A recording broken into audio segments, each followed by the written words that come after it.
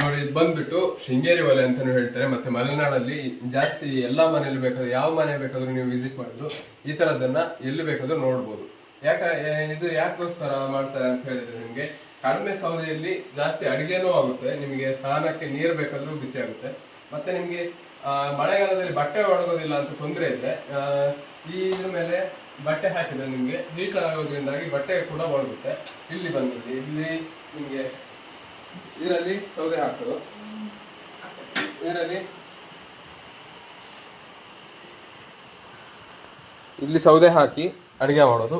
ನಿಮಗೆ ಸ್ವಲ್ಪ ಸೌದೆ ಇದ್ರೆ ಸಾಕು, 2 ಒಲೆ ಇದೆ ಇದರಲ್ಲಿ.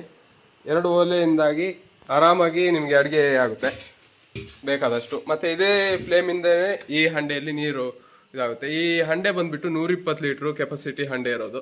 ಈ ಪೈಪಲ್ಲಿ ಒಂದು ವಾಟರ್ ಬಂದು ಬರೋದು ಒಂದು ಹಂಡೆಗೆ, ಮತ್ತಿನ್ನೊಂದು